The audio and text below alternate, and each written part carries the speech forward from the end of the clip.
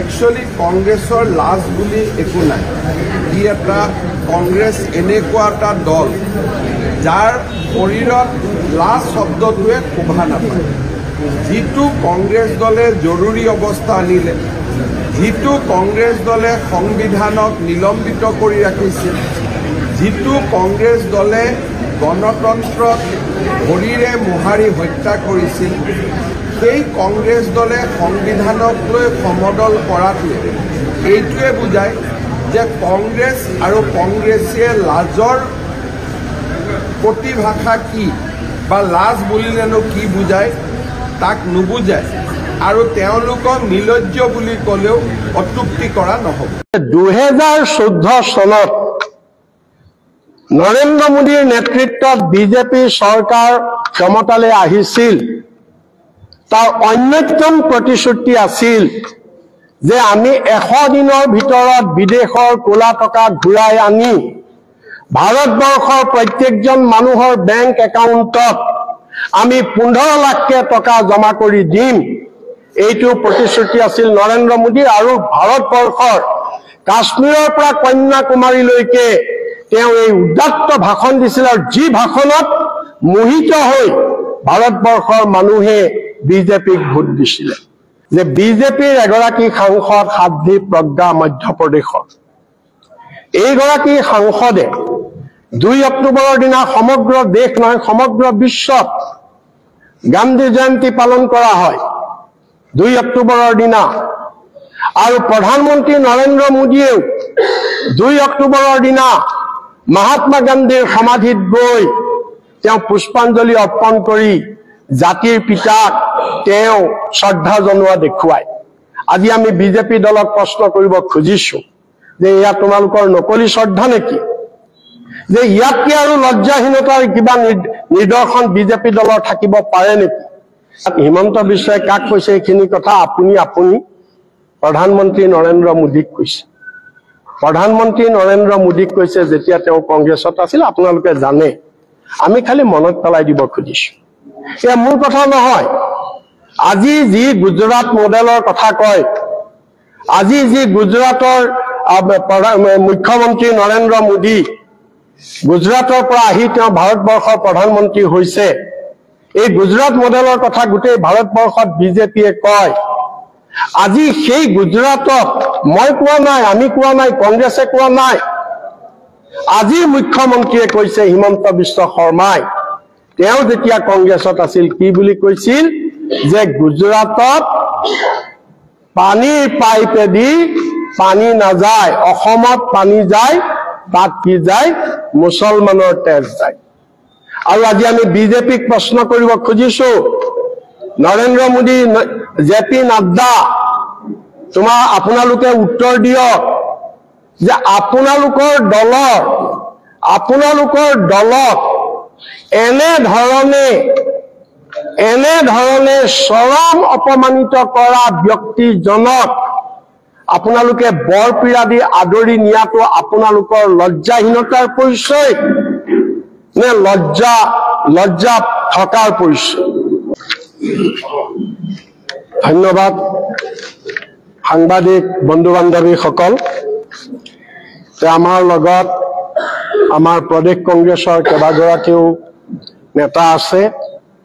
Media বিভাগৰ vice chairman Mehdi Alam Bora আৰু কামৰূপ মহানগৰ জিলা কংগ্ৰেছৰ সভাপতি গোপাল শৰ্মা, মিডিয়া বিভাগৰ স্পোক্স পাৰ্চন ঋতুপৰ্ণ ডাঙৰীয়া আছে আমাৰ লগত, আৰু আন এগৰাকী স্পোক্স পাৰ্চন অৰূপজ্যোতি ভূঞা আছে, আৰু ছ'চিয়েল মিডিয়া আৰু IT ডিপাৰ্টমেণ্টৰ চেয়াৰমেন ৰাতুল কলিতা ডাঙৰীয়া আছে। সৰ্বপ্ৰথমে অসম প্ৰদেশ কংগ্ৰেছ কমিটিৰ তৰফৰ পৰা আপোনালোকৰ সকলোকে খ্ৰীষ্টমাছ বৰদিন উপলক্ষে আৰু আগন্তুক নৱবৰ্ষ উপলক্ষে আমি শুভেচ্ছা জ্ঞাপন কৰিছো।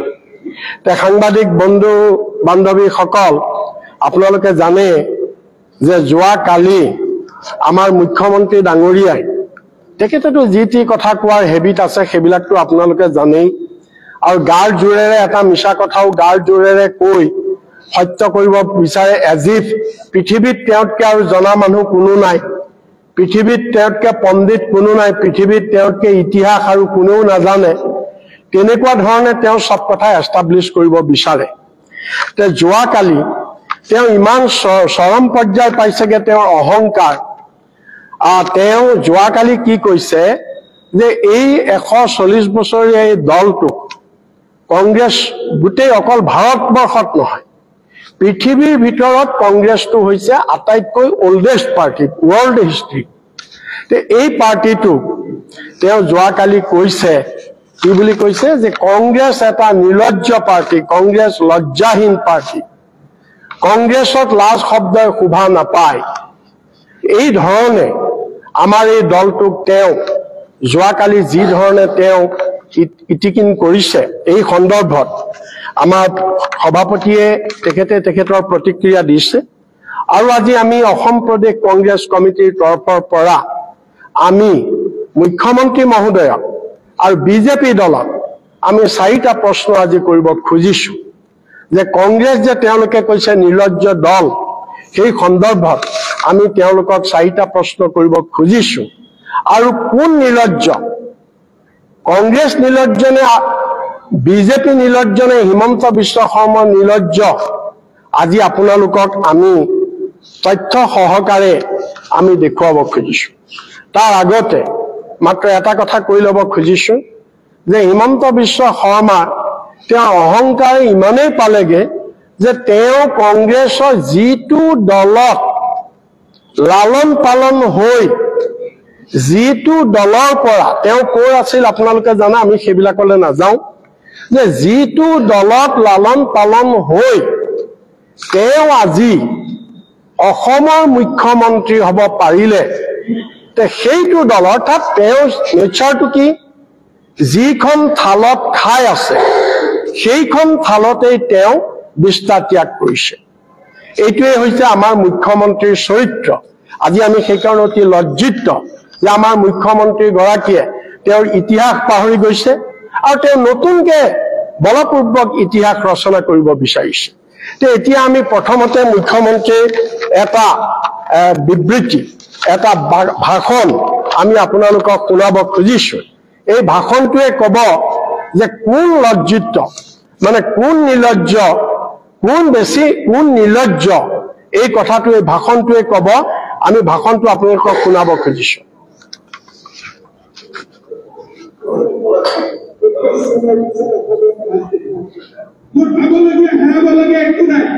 কোনোবাই যদি কয় হিমন্ত বিশ্ব শৰ্মাই কিবা হোৱাৰ সপোন দেখি কৰিছে, এইখন মঞ্চৰ পৰাই কৈছো 21 চনৰ পিছত হিমন্ত বিশ্ব শৰ্মাই ৰাজনীতিত থকাৰ প্ৰশ্ন।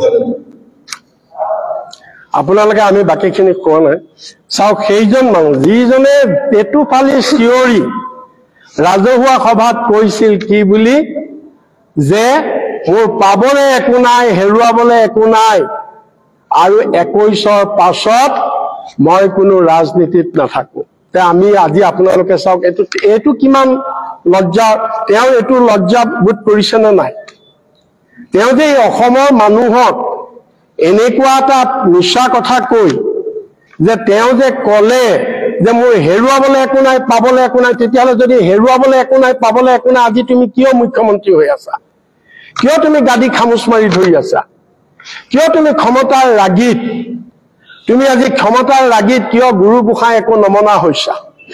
আৰু তুমি কোনখন মুখেৰে ক'লা? তোমাৰ লজ্জা ক'লৈ গ'ল এতিয়া? তুমি কোনখন মুখেৰে ক'লা যে মই 21ৰ পিছত মই আৰু অসমৰ ৰাজনীতি নকৰো? আজি তুমি এই তাৰ পৰিৱৰ্তে তুমি কি কৰিলা? সৰ্বানন্দ সোণোৱালক পিছফালৰ পৰা 21ত তুমি লেং মাৰি ডেগাৰ মাৰি তেওঁৰ ঠাইত তুমি মুখ্যমন্ত্ৰী হৈছা।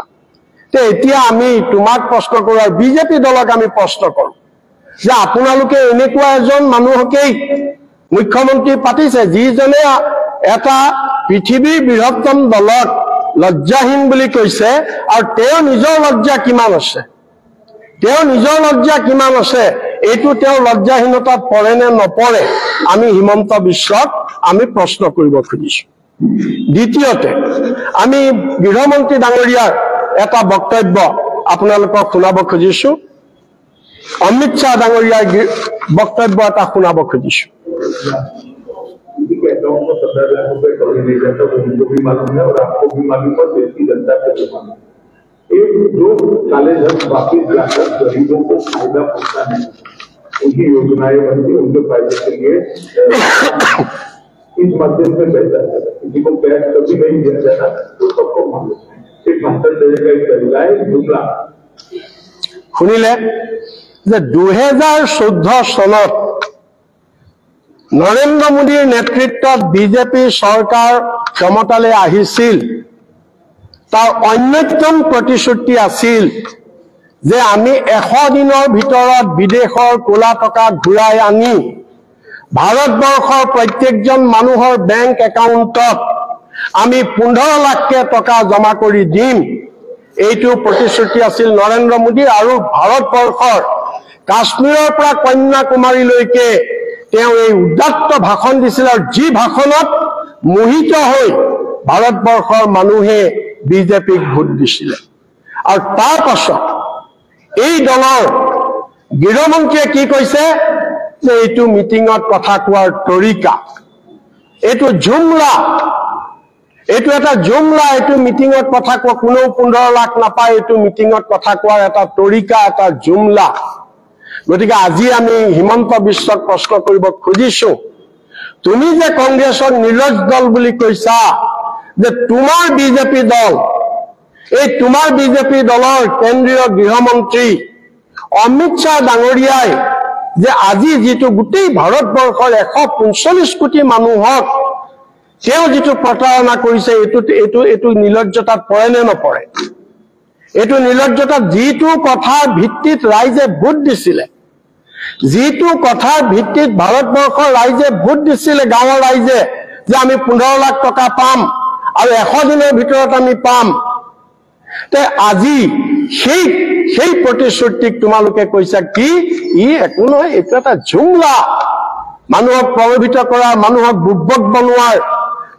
বুবক বনোৱাৰ এটো এটা তৰিকা তে ইয়াৰ পিছত বিজেপি দলক আমি প্ৰশ্ন কৰিব খুজো তোমালোকৰ লজ্জা তোমালোকৰ ডিএনএ আছে নে নাই হিমন্ত বিশ্ব তুমি কোৱা যে তোমাৰ ডিএনএ বিজেপি ডিএনএ লজ্জা আছে নাই তুমি যে কালি কলা যে কংগ্ৰেছত লজ্জা শব্দই শোভা নাপায় এতিয়া কি বিজেপিত লজ্জা শব্দই শোভা পাইছে বিজেপিত লজ্জা শব্দই শোভা পাইছে আপোনালোকৰ যোগেদি আমি বিজেপিক এই প্ৰশ্ন কৰিব খুজিছো এতিয়া আমি তৃতীয়টো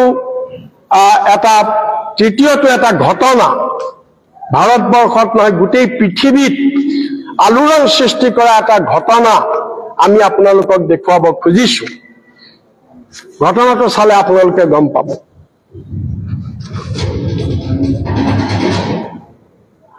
गांधी और तो साफ उल्लंघन रास्ते एक हिस्सा की बुझाई और दूसरा इससे बुझाई का हत्या देश में क्रांति के रास्ते में चला लेकिन आज हम आपको इस हत्यारी साधु की कहानी दिखाएंगे जिसमें राष्ट्रपिता के जन्म के 70 साल बाद उन्हें फिर से बुद्धिमान देखिए उससे के लिए देश से गद्दारी करने वाले हत्यारी साधु का पूरा सच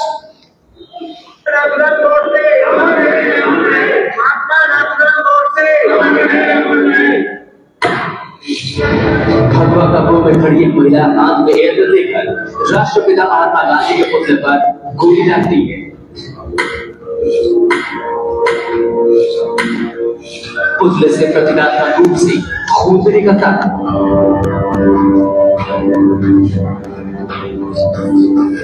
और फिर सब मिलकर बापू के हत्या नाथुराम गोडसे के समर्थन में नारेबाजी करने लगते हैं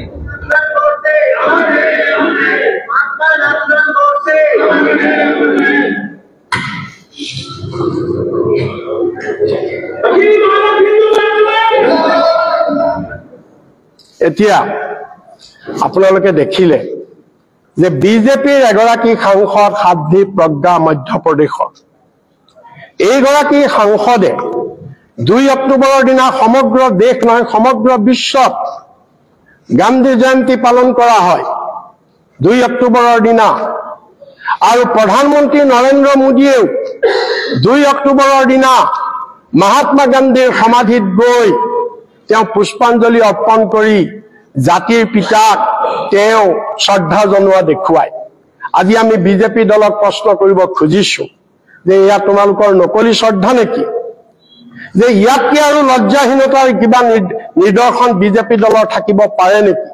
যে যিজন জাতিৰ পিতা, যাক গোটেই ৰাষ্ট্ৰই পিতা বুলি সন্মান কৰে, যিজনৰ কাৰণে আজি আমি স্বাধীনতা পালো, যাৰ কাৰণে নৰেন্দ্ৰ মোদী আজি প্ৰধানমন্ত্ৰী হ'ল, বিজেপি আজি চৰকাৰ কৰিবলৈ সক্ষম হৈছে, যাৰ কাৰণে সেইজনৰ জন্মদিনত তেওঁলোকৰ দলৰ এগৰাকী সাংসদে মহাত্মা গান্ধীৰ ছবিত নাথুৰামে যেনেকে গান্ধীজীক গুলিয়াই হত্যা কৰিছিল, ঠিক একেই পেটাৰ্ণত মহাত্মা গান্ধীৰ ছবিত গুলিয়াই জন্মদিন পালন কৰিছে। আৰু বিজেপি দল নিৰ্বিকাৰ হৈ আছে।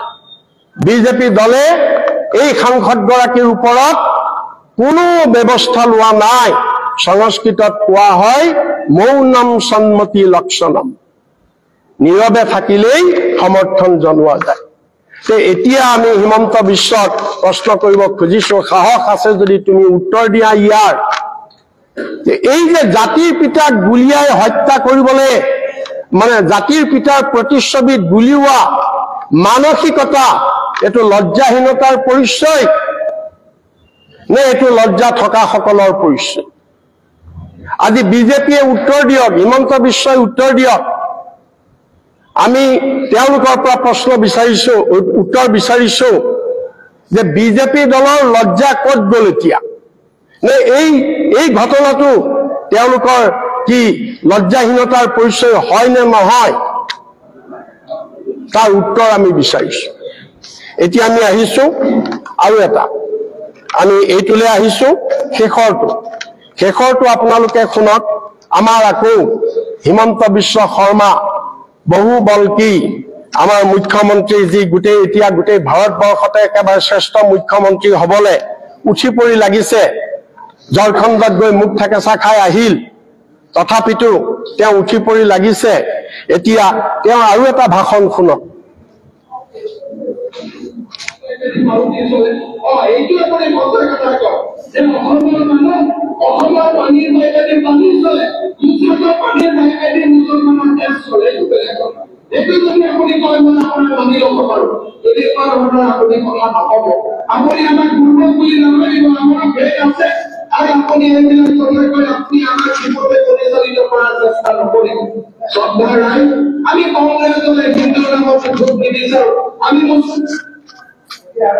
আপোনালোকে শুনিলে, ইয়াত হিমন্ত বিশ্বই কাক কৈছে এইখিনি কথা? আপুনি প্ৰধানমন্ত্ৰী নৰেন্দ্ৰ মোদীক কৈছে। প্ৰধানমন্ত্ৰী নৰেন্দ্ৰ মোদীক কৈছে যেতিয়া তেওঁ কংগ্ৰেছত আছিল। আপোনালোকে জানে, আমি খালি মনত পেলাই দিব খুজিছো, এয়া মোৰ কথা নহয়। আজি যি গুজৰাট মডেলৰ কথা কয়, আজি যি গুজৰাটৰ মুখ্যমন্ত্ৰী নৰেন্দ্ৰ মোদী গুজৰাটৰ পৰা আহি তেওঁ ভাৰতবৰ্ষৰ প্ৰধানমন্ত্ৰী হৈছে, এই গুজৰাট মডেলৰ কথা গোটেই ভাৰতবৰ্ষত বিজেপিয়ে কয়। আজি সেই গুজৰাটত মই কোৱা নাই, আমি কোৱা নাই, কংগ্ৰেছে কোৱা নাই, আজি মুখ্যমন্ত্ৰীয়ে কৈছে হিমন্ত বিশ্ব শৰ্মাই, তেওঁ যেতিয়া কংগ্ৰেছত আছিল কি বুলি কৈছিল? যে গুজৰাটত পানীৰ পাইপেদি পানী নাযায়, অসমত পানী যায়, তাত কি যায়? মুছলমানৰ তেজ যায়। আৰু আজি আমি বিজেপিক প্ৰশ্ন কৰিব খুজিছো, নৰেন্দ্ৰ মোদী, জেপি নাড্ডা, আপোনালোকে উত্তৰ দিয়ক যে আপোনালোকৰ দলক এনেধৰণে চৰম অপমানিত কৰা ব্যক্তিজনক আপোনালোকে বৰপীৰা দি আদৰি নিয়াটো আপোনালোকৰ লজ্জাহীনতাৰ পৰিচয় নে লজ্জা থকাৰ পৰিচয়? আপোনালোকৰ লজ্জাহীনতাৰ পৰিচয় নে লজ্জা থকাৰ পৰিচয়? আমি তাক হিমন্ত বিশ্ব শৰ্মাক আমি তেওঁৰ স্থিতি স্পষ্ট কৰিবলৈ আপোনালোকৰ যোগেদি আমি আহ্বান জনাইছো। আৰু অসমৰ ৰাইজক আৰু বিজেপি দলক আমি মনত পেলাই দিব খুজিছো যে এই এনেধৰণৰ উদ্ভণ্ডালী এজন মুখ্যমন্ত্ৰীয়ে যে আজি গোটেই অকল বিজেপিকে নহয় আমাৰ অসমৰো মান গৰিমা আজি ভুল লুণ্ঠিত কৰিছে। আজি আপোনালোকে জানে আৰু এটা ঐতিহাসিক কথা কৈ শেষ কৰিলো যে আজিৰ দিনটো আজি কি দিন আজি ২৬ নৱেম্বৰ।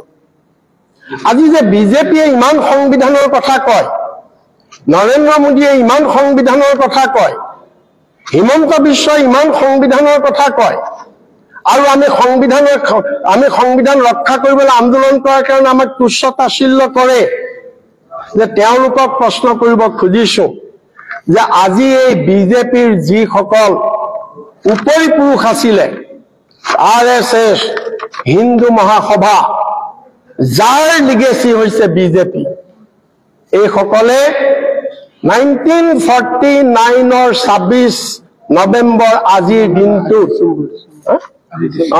আজি কি ডিচেম্বৰ 1949 26 নৱেম্বৰ আজিৰ প্ৰায় এমাহৰ আগত এই দিনটোত যেতিয়া কনষ্টিটুৱেণ্ট এছেম্বলিত আমাৰ গোটেই সংবিধানখন চূড়ান্ত ৰূপ দি এডপ্ট কৰা হৈছিলে, সেইদিনাখন এই RSS আৰু হিন্দু মহাসভাই, যাৰ লিগেচি হৈছে আজি বিজেপি, তেওঁলোকে সংবিধান ৰামলীলা গ্ৰাউণ্ডত দিল্লীত জ্বলাই দিছিল। দিল্লীৰ ৰামলীলা গ্ৰাউণ্ডত সংবিধান জ্বলাই ইতিহাস হিমন্ত বিশ্বই নাই পঢ়া যদি মই পঢ়িবলৈ অনুৰোধ কৰিছো। আপুনিতো ডক্টৰেট ডিগ্ৰী, আমাতকৈ বেছি জ্ঞান আছে আপোনাৰ, আপুনিতো থেচিছ লিখিছে, PhD আপুনি, আমাতকৈ জ্ঞান আপোনাৰ বেছি। কিন্তু মই আচৰিত হৈছো যে এই ইতিহাসটো আপুনি কিয় চোৱা নাইকিয়া, এই ইতিহাসটো আপুনি কিয় পঢ়া নাইকিয়া, যে আজি যিটো দলে সংবিধান জ্বলাই দিছে সংবিধান এডপ্ট হোৱাৰ দিনা, আৰু তাৰ পিছত নৰেন্দ্ৰ মোদীয়ে যিদিনা 14 চনত প্ৰধানমন্ত্ৰী ৰূপে সংসদত সোমাইছে, আঁঠুকাঢ়ি সংসদত সেৱা কৰি তেওঁ সোমাইছে, ভোটৰ মুখত ৰাম নাম, অতি ভক্তি চোৰৰ লক্ষণ, যে তোমাৰ উপৰি পুৰুষে যি সংবিধান জ্বলাই দিলে, যিখন সংবিধানৰ কাৰণে আজি তোমালোকে শাসনৰ গাদীত বহিছা, যিখন সংবিধানক চুই তোমালোকে শপত লৈ তোমালোকে আজি ক্ষমতা দখল কৰিছা, ভাৰতবৰ্ষৰ 145 কোটি মানুহক তোমালোকে শাসন কৰিছা, সেইখন সংবিধান তোমালোকৰ উপৰি পুৰুষে জ্বলাই দিছিলে। আৰু আজি তোমালোকে সংবিধানৰ কথা ক'বলৈ তোমালোকৰ লজ্জা নাই, তোমালোকে তাত লাজ নোপোৱা। হিমন্ত বিশ্ব শৰ্মা, আপুনি যে আমাক কংগ্ৰেছক সুধিছে, কংগ্ৰেছৰ লজ্জা নাই, আপোনাৰ লজ্জা আছেনে নাই? এতিয়া আপোনাৰ দলৰ লজ্জা আছেনে নাই? আমি এই প্ৰশ্ন কৰিব খুজিছো। বন্ধুসকল, কালি হিমন্ত বিশ্বই কৈছে যে মই 22 বছৰ কংগ্ৰেছত আছিলো, মই ৰাজীৱ ভৱনত মই কোনোদিন আম্বেদকাৰৰ ফটো দেখা নাই। আমাৰ ৰাজীৱ ভৱনত আম্বেদকাৰৰ ফটো আছেনে নাই? হিমন্ত বিশ্বৰ চাৰ্টিফিকেট আমাক নালাগে নহয়। তুমি কোন আমাক চাৰ্টিফিকেট দিবলে যে ৰাজীৱ ভৱনত আম্বেদকাৰৰ ফটো নাই, মই 22 বছৰ আছিলো?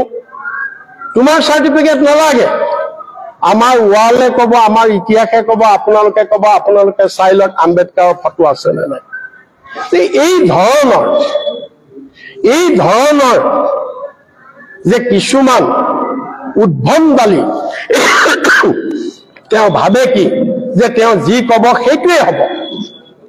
তেওঁ ভাবে তেওঁতকৈ জ্ঞানী কোনো নাই, তেওঁতকৈ জনা মানুহ কোনো নাই, তেওঁতকৈ ক্ষমতাশীল কোনো নাই, তেওঁ সেইটোৱে ভাবে।